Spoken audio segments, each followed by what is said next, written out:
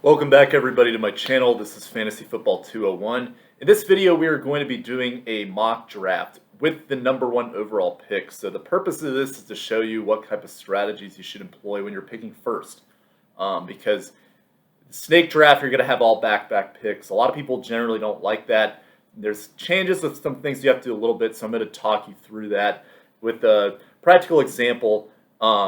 Here with the Fantasy Football Mock Draft from ESPN. We have about 50 seconds until the waiting room opens. I'm going to talk about some other stuff in this video as well, including some players that have stood out particularly well so far this preseason that I like as potential sleeper guys that you should consider maybe monitoring on waivers. These guys aren't necessarily draft candidates depending on the size of your league, but they are people that I do think have a lot of potential, and they've shown that in the preseason so far.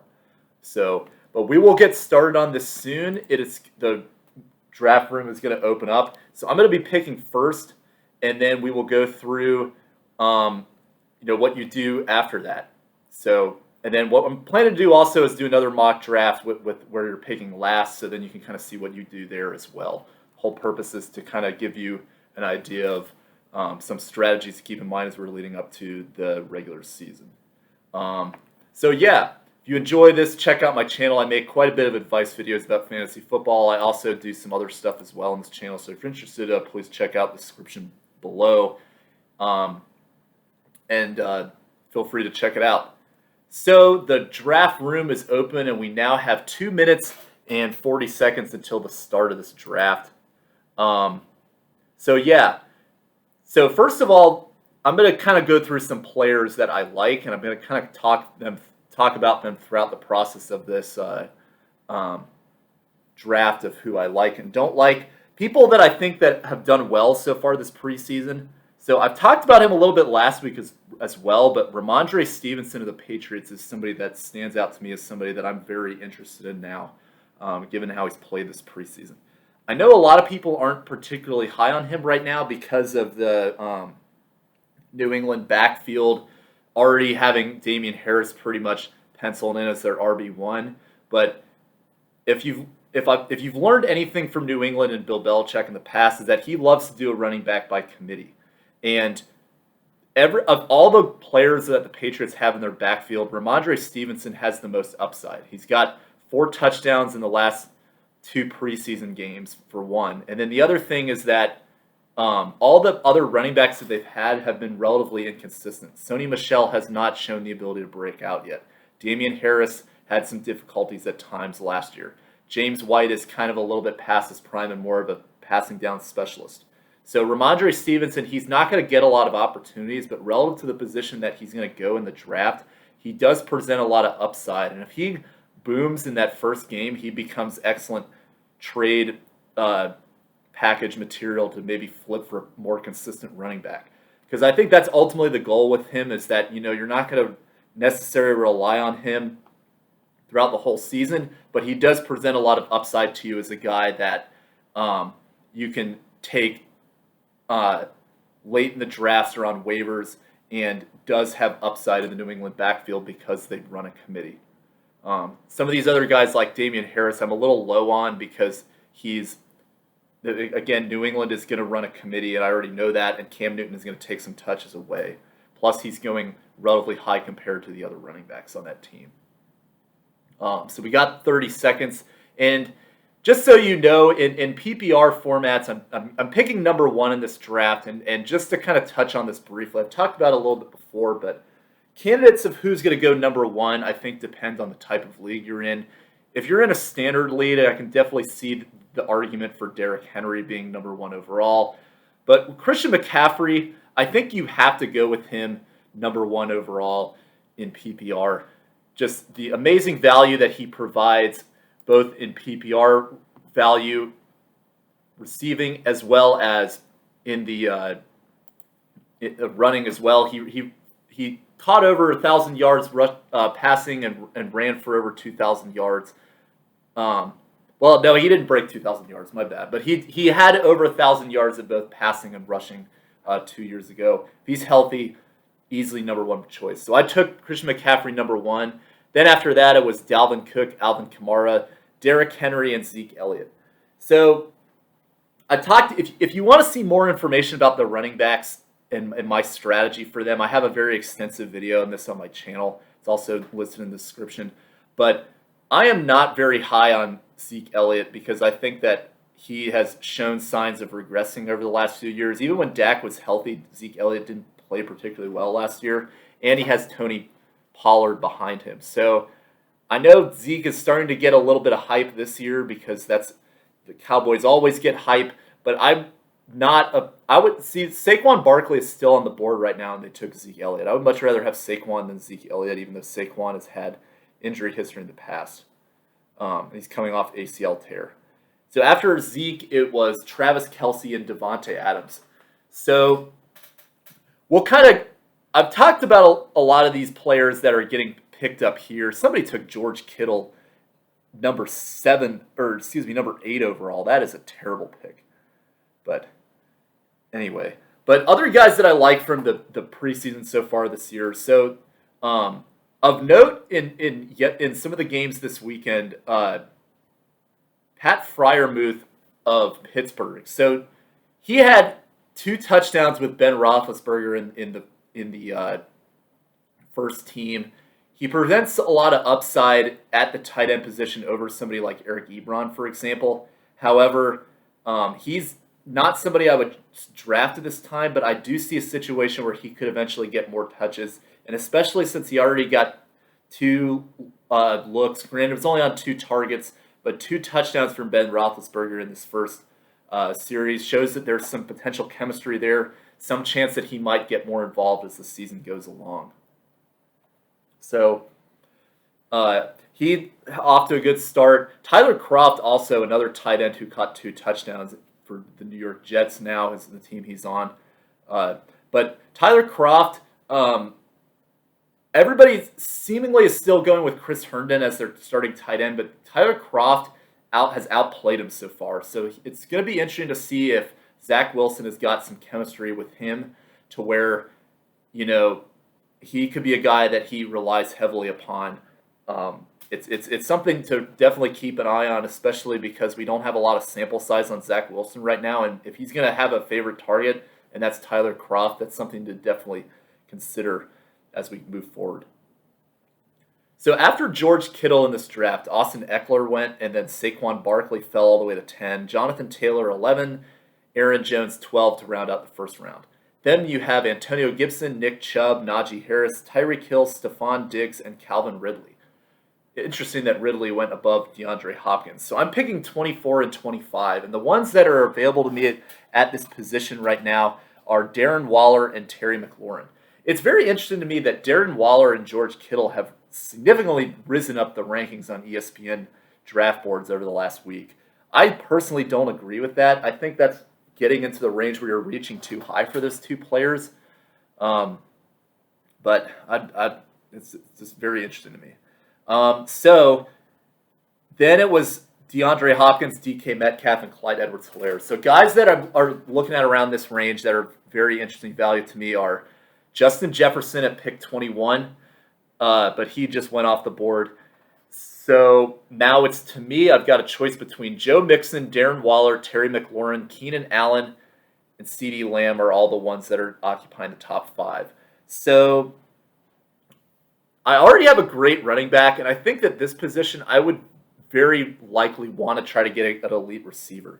So one that I really like a lot in terms of elite receiver talent is Keenan Allen, because I think that he shows a lot of chemistry with Justin Herbert, and he's got a pretty clear handle on the top targets for that team. So I'm going to go with Keenan Allen as my first of 2 picks.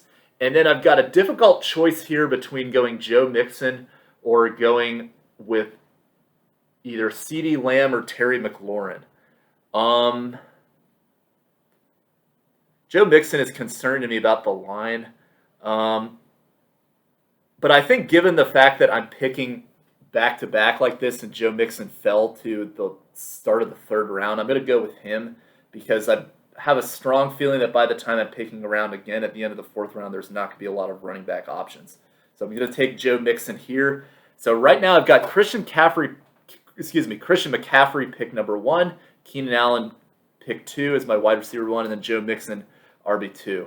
So if you look at my RB video, I talked a lot about how I want to make sure that I get 2 elite pass catchers first. But again, this is a slight strategy change that you take a little bit of a different route on now that you're in a position where you're drafting back-to-back like this. Because running backs are definitely going to be reached for, and you're not going to have a lot of great options by the time you get around to the 4th round, at the end of the 4th round. So I'm going the direction of trying to bank on some of these receivers that I like potentially falling to me.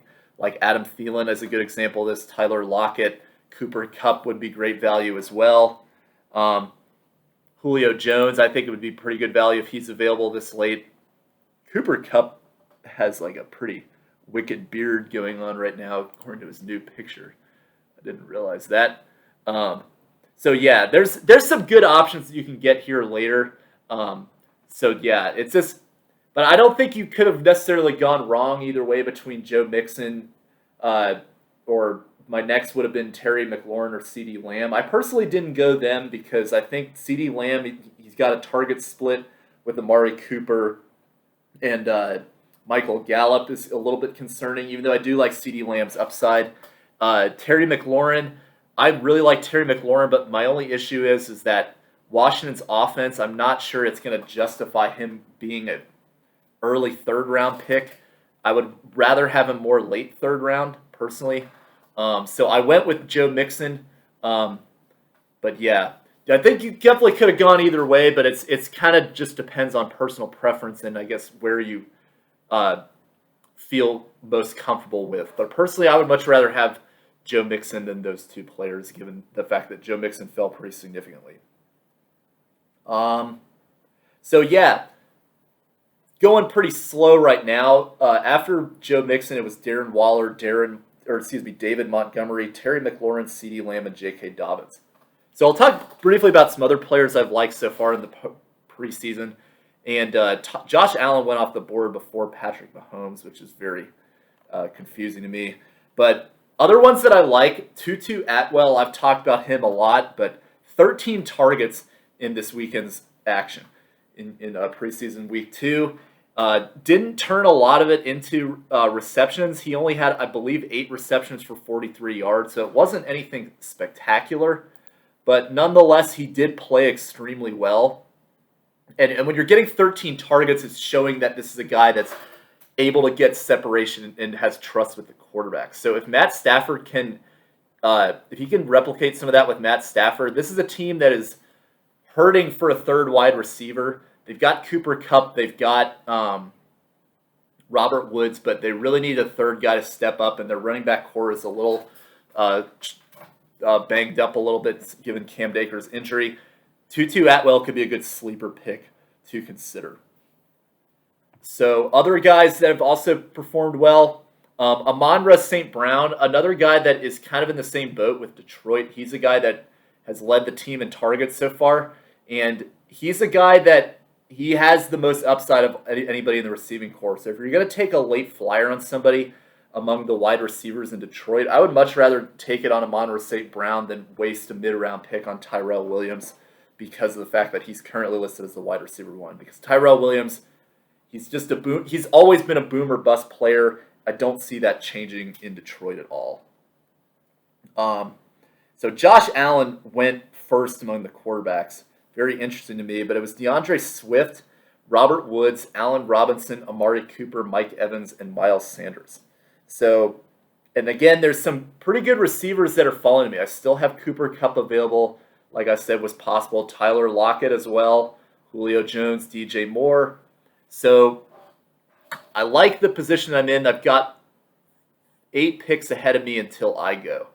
So Mahomes and Thielen went, and then Josh Jacobs also went off the board as well. And I will be picking relatively soon. Another player that I do like from this preseason, I'll talk him briefly, is Jared Patterson. I was really high on him going into this draft process about whatever team would get him. This guy could be a sleeper. And I'm happy that he's on my favorite team, Washington. But he has looked very good so far. I know he hasn't gotten a lot of first-team reps and he's kind of buried on the depth chart, but he's showing that he deserves a spot on the team and could eventually have a bigger role in this offense because he's so fast. He's very polished as a route runner, has a lot of upside, in my opinion. So then after Patrick Mahomes, Adam Thielen, Josh Jacobs, Tyler Lockett, Chris Carson, Javonte Williams, and Julio Jones. So I'm going to have some decent receiving options, which is the route I'm going to take to kind of shore up some of my depth there. Then it was Chris Godwin and Deontay Johnson, excuse me. So the number one player on the board who I'm going to go with is Cooper Kupp. I like Cooper Kupp's upside with Los Angeles and Matt Stafford being there now. I think Cooper Kupp has the most upside of that receiving core. He just needs to find a way to stay healthy. Now there's some other interesting options I could go with. I could go DJ Moore. I could go Brandon Ayuk, T. Higgins, Chase Edmonds, Travis Etienne, or Kareem Hunt. A lot of good running backs still available here. The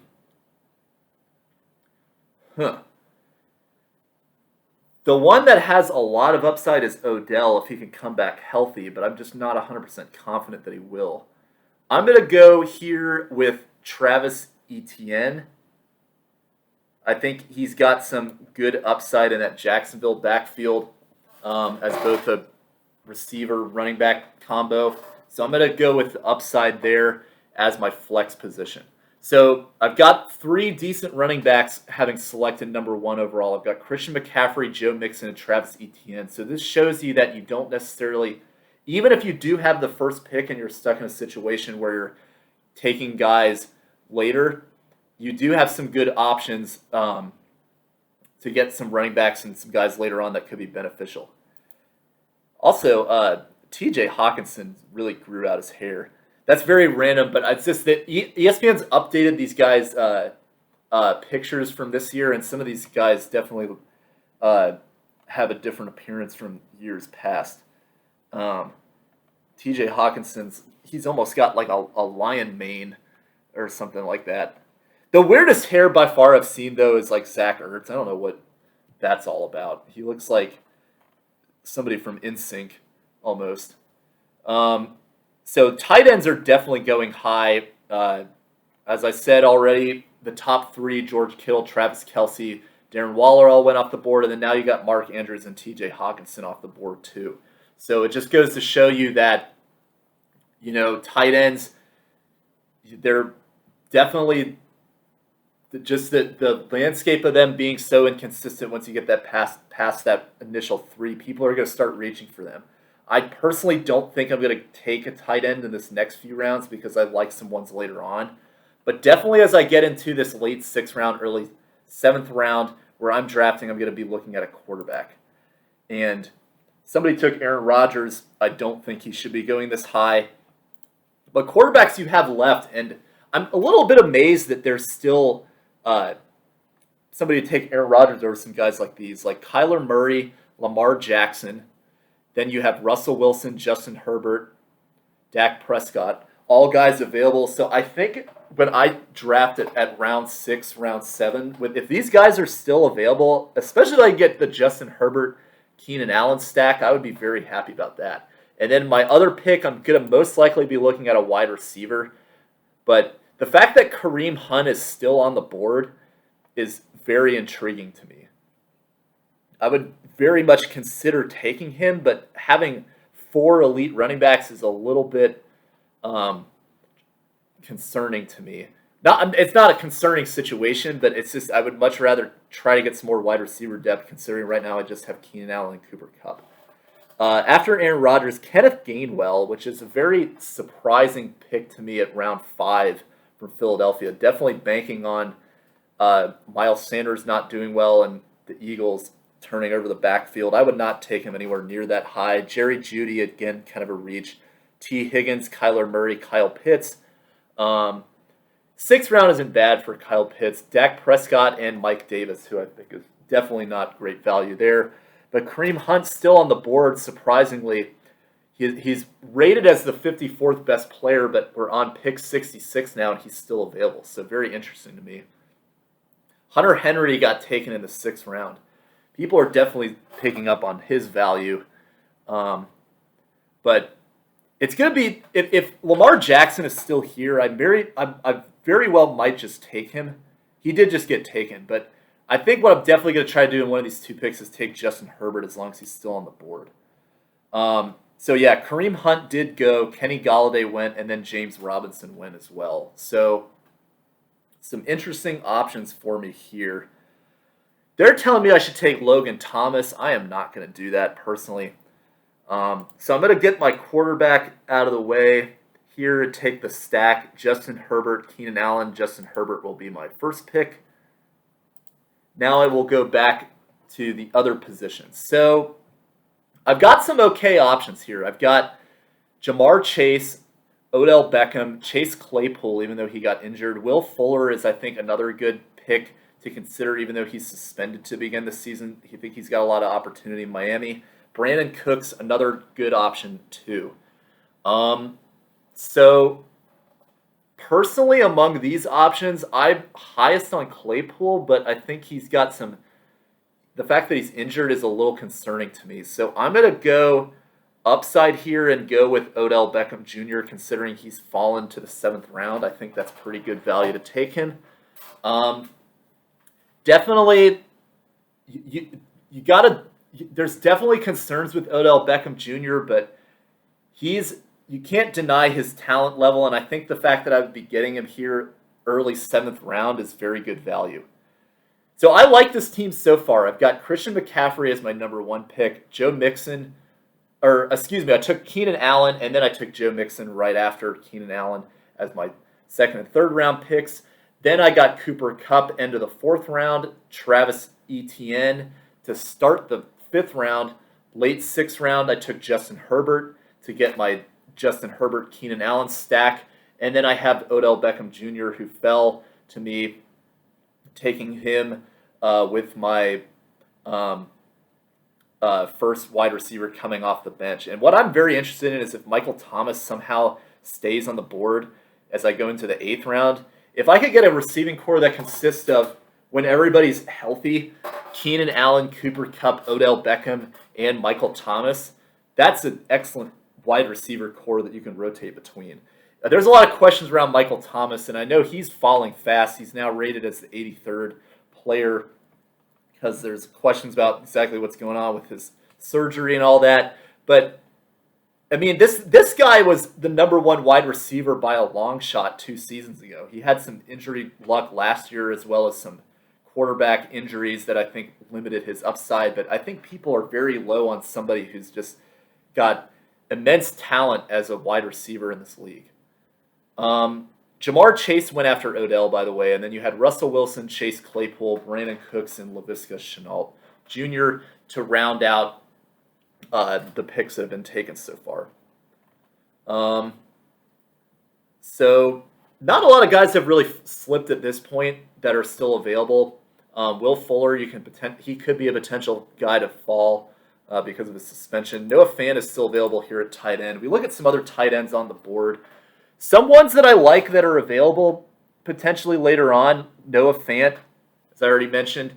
Mike Gesicki from Miami. Irv Smith, Minnesota. I think Irv Smith's got a lot of sleeper value. Tyler Higbee available at 131st rated player on the draft board. I think that is very good value if you can get Tyler Higbee. Then I just have a feeling he won't be there. And then somebody took Jesse James from Chicago as their tight end. I don't know about that. Jesse James is, to me, the 3rd tight end they're going to roll with. They have Cole Kmet, who I think is their best tight end, and then they have Jimmy Graham, who I generally don't like, but I think he's going to get more opportunity than Jesse James. I just don't know why anybody would do that. But Tyler Boyd went before him. Corey Davis, Antonio Brown, Logan Thomas, Will Fuller, Michael Gallup, Devonta Smith, and Irv Smith. I think Irv Smith going then is pretty smart value. If Noah Fant falls to me at pick number 96, I don't think he's going to be there, but I would definitely try to grab him personally. If not, I'm going to try to see if I can hold out until Tyler Higbee as we get to the next pick. Tom Brady went, and then A.J. Dillon. So definitely a interesting place to take A.J. Dillon. Matthew Stafford went in the 8th round now. I don't personally like Matthew Stafford as a fantasy quarterback because he doesn't provide anything rush value wise. But I don't know. It's very interesting. So got 5 picks on the board. Deebo Samuel going next. It's projected to be the next one. And then Noah Fant, Michael Thomas, DJ Chark, Marvin Jones, Curtis Samuel, Marquise Brown rounding out the top picks. If Michael Thomas falls to me, I would definitely grab him. Noah Fant just got taken. So that was the guy that I wanted to try to take with his first pick. Jalen Waddle went next after Noah Fant. I don't hate that, but it's just hard for me to envision Jalen Waddle, really standing out a lot this year. I really hope that Michael Thomas falls to me. No, he just got taken. That sucks. All right, so Michael Thomas, Damian Harris went. So now I've got a couple options that are interesting. I've got DJ Chark, Marvin Jones, both Jacksonville players. I kind of would not take them there. Marquise Brown has some upside. Raheem Mostert. Personally, what I'm going to do here is I'm going to take Zach Moss, the running back out of Buffalo. I think he's got some upside as a starting running back with potential in a good offense. And then there's a couple running backs that aren't really, I really do not have to take now. I could wait for them and see what happens. I don't want to go Tyler Higbee here at pick 97. I'll probably wait on him a little bit. So what I'm going to do is I'm going to go with some upside here and take Marquise Brown. I know that he's had some inconsistencies last season, but I think that he does have some standout ability with Baltimore, where he could potentially improve off a sophomore slump and kind of have a better third season. So Zach Moss and Marquise Brown round out some more players on my bench, and I will definitely need to try to see if I can get a tight end here in the 10th round or the 11th round, if Tyler Higbee is still available. If not, I will probably try to go more of the stream route. There's also Evan Ingram available as tight end too. I haven't talked about him yet, but he does have some potential to kind of stand out relative to his draft position. And then Mike Gesicki is still available too. I know somebody's going to take Rob Gronkowski above those guys though, just because people are always hyping Gronk and it just never happens. A lot of stuff happening. So DJ Chark, Jonnu Smith, Ryan Tannehill, Marvin Jones, Kenyon Drake, Raheem Mostert, Michael Carter. I think that's a good pick. Dallas Goedert, Curtis Samuel, Jarvis Landry, Mike Williams, Henry Ruggs. Ruggs is not a lot of people are very high on Ruggs, it seems. Leonard Fournette. I don't know why he's getting taken over Ronald Jones. I've talked about that before. Melvin Gordon, James Conner, Cole Beasley. That's a good pickup. Mike Gesicki, Jalen Hurts, good quarterback to take there, and Jamal Williams. Jamal Williams, I think, could have some upside if he wasn't in Detroit, but I don't know. Ronald Jones is still on the board. I really hope that he is still here when I take him. If not, Trey Sermon is, but he just got taken too. So they just took the 2 guys that I want. Probably will try to see if I could snag Tyler Higbee in this range because I like his potential with Los Angeles. It is a little bit risky to take Kupp and Higbee, but I think that it's worth it considering Higbee's upside with this offense. Nyheim Hines is available as a running back. Could be pretty good value. Michael Pittman is here too. He's got some decent value as well. I might go with Pittman. I'll go with Pittman. I think he's got some pretty good upside here to stand out as the Colts' #1 wide receiver. And then my next pick is going to be Tyler Higbee, shore up that tight end. And that's that. So now we are progressing into the 12th round. I do not go for quite a while. But there are this is what my roster is so far. Christian McCaffrey, first round. Second round, Keenan Allen. Third round, Joe Mixon. Fourth round, I took Cooper Kupp. Then I took Travis Etienne. Next round after that, I took Justin Herbert. And then I took Odell Beckham Jr.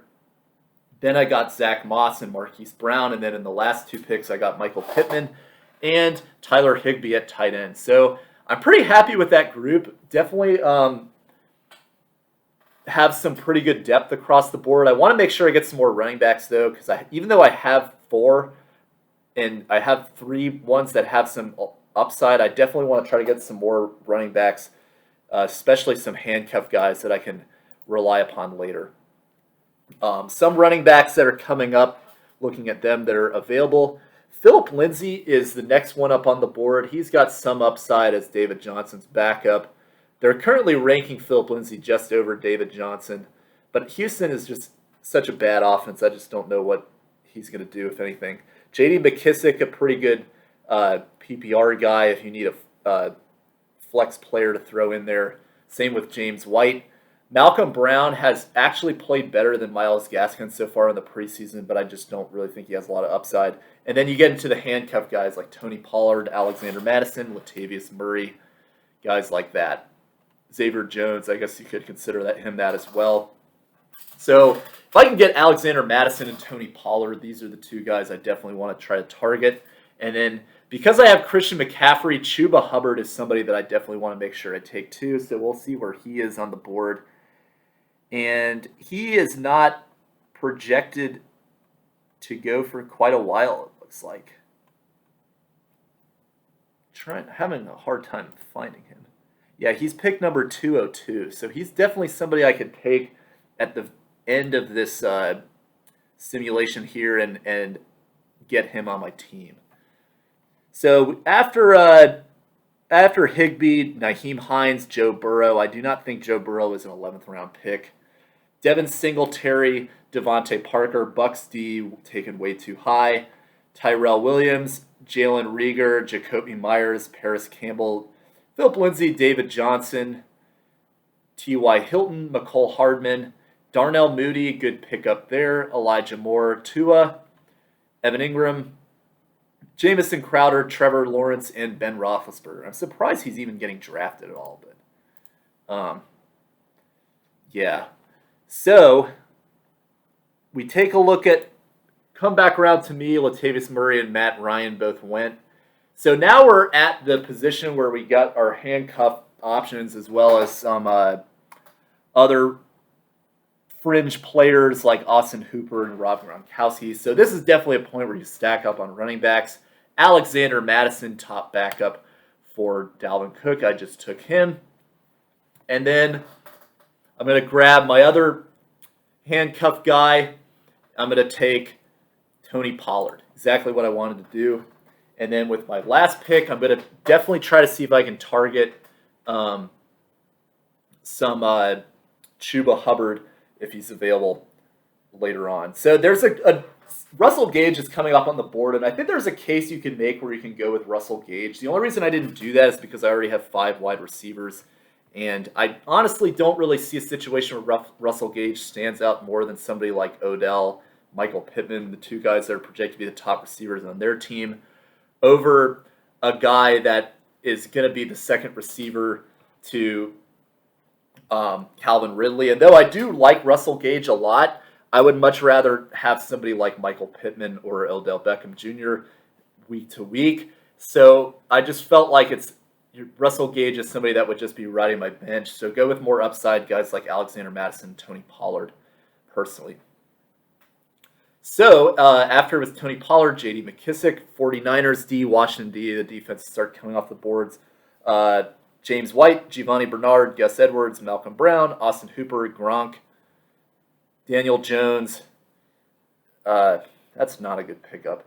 Baker Mayfield, Nelson Aguilar, Pittsburgh, Russell Gage, Ravens, Marquez Callaway, Terrence Marshall. That's a pretty good pickup there actually for Carolina. I like that. Rondale Moore. He's another rookie I like, but just not on that team. Bills, AJ Green, Xavier Jones, and Broncos. So now I am up. They're telling me to take the New England Patriots D. It honestly doesn't really matter here at which defense I necessarily go with because I've got I always say take defense in the second to last round, and now I'm following up that with the next pick. But just for the purpose of sticking to what I say, I'm not going to take a defense until I get to the last round. But definitely here, since I've got Christian McCaffrey, I've got to make sure I take Chuba Hubbard. So I have his handcuffed. So I've got him on my team now. And I will have another pick right on the top of the bat. And I could go defense or kicker here, the last two positions I've left. And I've got some decent defenses. I've got New England, the Rams, the Browns, and the Colts. So all pretty good options you can get by waiting. But I'm going to go with New England because I think you just look at the division. You got the Jets twice. You got Miami. Some questions with Tua. Whereas the Rams have Seattle, San Francisco, Arizona, all in their division. So I'm personally going to go with New England. And then with kicker, again, kicker is your last round. So I'm going to be taking the kicker last. And I'm just going to show you what kickers will be available that show you that you should not be taking kickers. And I mean, these are some smart players in that they haven't taken an excellent kicker yet. They just took Younghoe Koo second to last round, which I don't hate because he was the best kicker last year. But their current draft board, Harrison Butker, Justin Tucker, Graham Gano, interestingly, I'm not really sure why they have him. I guess they're just banking on New York not getting a lot of touchdowns. Jason Myers, Brandon McManus, Jason Sanders. He was an excellent kicker last year. He might very well be available for me. Matt Gay, Greg Zuerlein, Tyler Bass, another good kicker. Josh Lambo. He's been a good kicker in the past, but the question is, will that offense give him opportunity? And then you have Daniel Carlson, another top 3 kicker who's likely going to be available when I take him. So, I mean, wait for these kickers. Do not reach for Justin Tucker. I have a whole video devoted to that too. If you want to, you can check that out in the description. So after Younghoe Koo, Darrynton Evans, Brian Edwards from Las Vegas, Randall Cobb in Green Bay. I don't like that pick. Rams D, Browns, Harrison Butker, and then you're taking a bunch of kickers. Guys like that, it's going to come to me last, and then I will just show you the number of kicker options that you do have that are good value if you wait until the end. And I'm literally in the last pick, and this is where I take my kicker, as I said to do in my video. There'll be some decent guys available for me.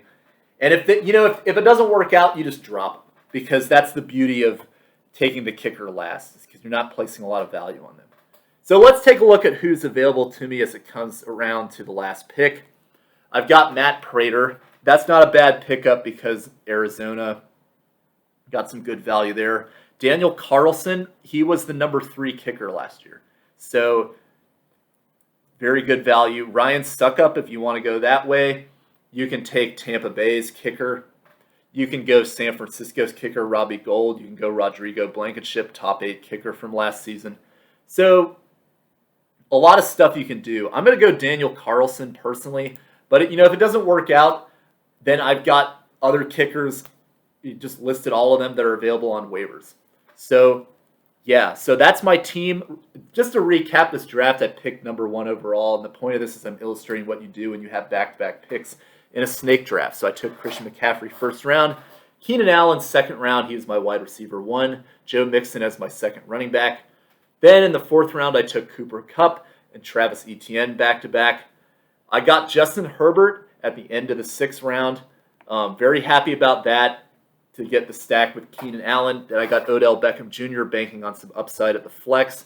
Zach Moss is a good running back with some upside. Marquise Brown.